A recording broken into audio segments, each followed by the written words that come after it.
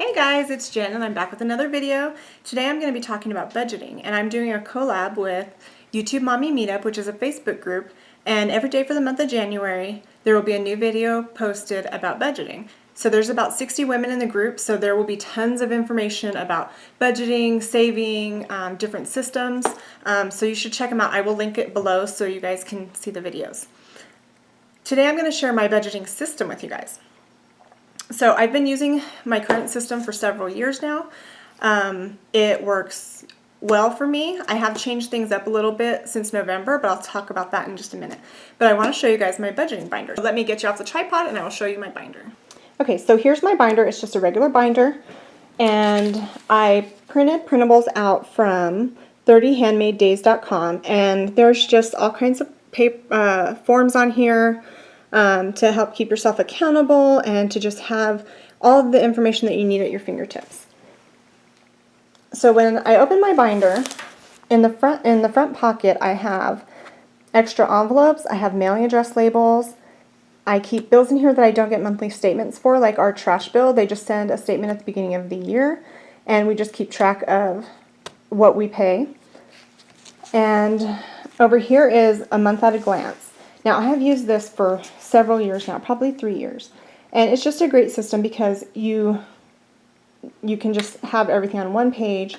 You know what you spend on what, so it gives you, there's a place for the month, the starting balance, and then there's a list of all the bills that you could possibly imagine, and you can customize this to add your own. I didn't do that. I just used their form, and like the credit card, if I have a Chase account, I just wrote Chase next to it, or whatever it may be.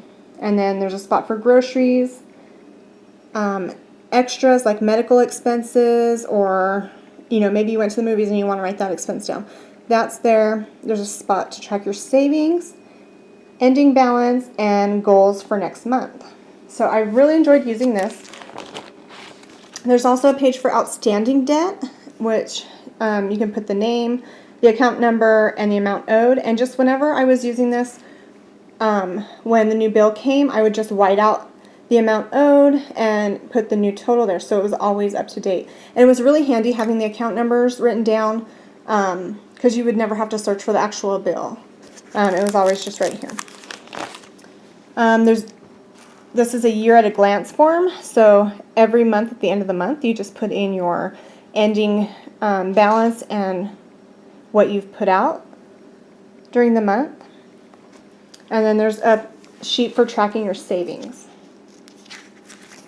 And then in the back of the binder, in the back pocket, I put all my information that I would need for taxes. So we have some rental properties, so any expenses that we would have there would go in here. Medical bills I keep in here, medical bill receipts, just anything that is tax related. So then when it's time to file your taxes, all that information is right here waiting for you, and you're not scrambling to find anything. There was one year that I missed something very important on my taxes, and that will never happen again because I have all my stuff right here, and I just keep it going through the year. As soon as my taxes are filed, everything will go filed with my taxes, and this will be empty, just ready for this new year. And also, I have a binder clip that as my bills come in, I just clip it to the front page so everything is neatly in its place. Now, I wanted to share with you how I pay our bills. So I pay bills every other Monday. So, just for an example, so let's look at January. Okay, so here's January's calendar. So I pay bills on the 4th and the 18th. So my insurance bill, my car insurance bill, is due the 20th. I pay it on the 4th. So I never have a late bill. My mortgage is due on the 1st of the month. I pay it on the 18th. And I just found out that through doing this, I have actually got ahead one payment in my mortgage, which was really awesome because the next payment I got to put straight toward just principal, the principal amount of my mortgage. So that's how I handle bills. My husband, okay, but I did say that I changed things up a little bit. So when I bought my Erin Condren planner, I also bought her monthly budget book, and I'm going to have it on March because I've already used it this month and I want to keep my information private. But I really, really, really like using this, and this might end up replacing my budget binder. Maybe, I don't know. But there's a place for your expected income, actual income, savings, house expense, food expense, utility expenses, personal expenses, auto expenses, entertainment, medical, and miscellaneous. There's a spot for absolutely everything, and then there's some blank spots in case you need to add an area. I really, really liked using this. I carry my binder everywhere, or my planner everywhere, so this is always with me, so it's nice to see how much I spent on a certain thing, or anything like that. It's just nice to have it all on one sheet, ready for you whenever you need it. And then at the bottom, it has a spot for personal debt, student loans, and then you add up your totals, your monthly income, your monthly expenses, and the difference, and the total saved. So this is a really good system. And then for my grocery budget, this is how I track that. I usually spend $475 a month on food. I will go up to $500 if I have to. We do family dinners with my family once a week, and we're a lot of people, so when it's my turn to cook, if I don't have what I need and it's, I will go over the budget. I'll give myself a little grace and go up to $500. But I just write the month at the top.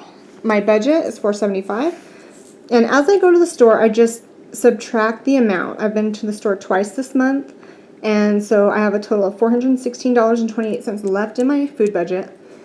And then on the back, I keep track of my non-food expenses. And it's mainly Walmart because I live in a small town. Walmart is like our mall. So I keep track of those expenses. And I've found over keeping track of these that I spend more on non-food items than food items. So that's something I'm really trying to work on this year. Okay guys, so those are my super simple budgeting systems. I would really recommend getting an Erin Condren budget book. This was only $5 or $6, and it's a whole year worth of sheets, and they're all together in one spot. They're bound. So I would highly recommend this. Something else we do in January, I do it every January and every July. I try to avoid the grocery store. In December, we put so much money out, whether it's budgeted for or not. Our Christmas, I budget for our Christmas throughout the year.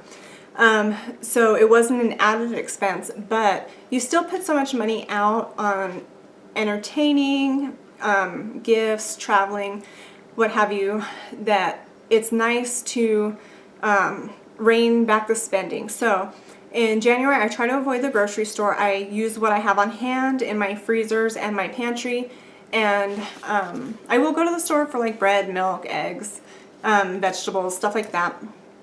But I don't do any major grocery trips. You saw from my note card that I've been to the grocery store twice already this month. And that's okay. I'm just trying to do my best not to do a major haul this month, to just kind of pad our bank account. And another thing we do in January, I started it this month, I have dubbed it the no one click. So we love our Amazon Prime. It is so nice to find what you want, click the button, and it's at your door 2 days later. But we are trying to avoid, I have forbidden any Amazon one clicks this month. And it's kind of nice to deny yourself once in a while. And then if you really want it, it'll still be there in February. So that's what we do in our house. As for budgeting tips, I would really say savings is super, super important.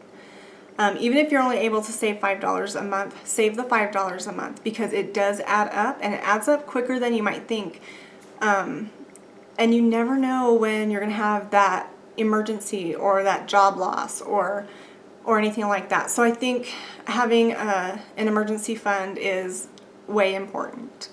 even if you have to sacrifice a little bit to get your savings, even if it's no one click for 3 months, and put that money that you might have spent into your bank account, into your savings account, it's well worth it.